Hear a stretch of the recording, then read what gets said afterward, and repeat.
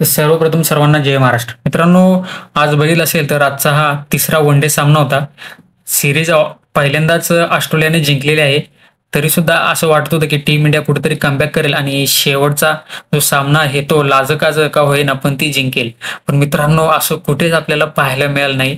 खूप अशी निराशा आणि खूप असं अपयश महिला टीम इंडियाच्या पदरी आपल्याला पाहायला मिळालं. मित्रांनो, बघितलं असेल तर ऑस्ट्रेलियाने टॉस जिंकला आणि त्यांनी बॅटिंग करण्याचा निर्णय घेतला आणि ते त्यांच्या निर्णयावरती ठाम राहिले आणि त्यांनी जबरदस्त अशा टीम इंडियावरती 338 धावा चोपल्या. मित्रांनो, याच्यामध्ये बघितलं असेल तर ऑस्ट्रेलियाची ओपनर लिचेफिल्ड हिने जबरदस्त अशा 119 धावा बनवल्या आणि याच्या जोरावरतीच ॲलिसा हेली हिने सुद्धा 82 धावा आणि ॲशली गार्डनर हिने 30 धावा याच्या जोरावरतीच ऑस्ट्रेलियाला 338 धावांवरती मजल मारता आली. तर मित्रांनो, बघितलं असेल तर हा एक वर्ल्ड रेकॉर्डच आपल्याला म्हणावं लागेल.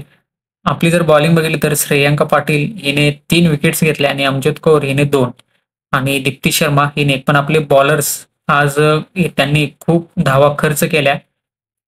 आपण बघितलं असेल तर 338 धावांचा पाठलाग करताना टीम इंडिया जेव्हा मैदानात उतरली तेव्हा टीम इंडियाचा फक्त 148 धावांवरती ऑल आउट पडला. खूप छान अशा पद्धतीने ऑस्ट्रेलियाच्या बॉलरांनी बॉलिंग केली आणि एक जबरदस्त अशी खूप मोठ्या फरकाने हा सामना त्यांनी जिंकला. याच्यामध्ये आपण बघितलं असेल तर स्मृती मानधना हिला 29च धावा बनवता आल्या.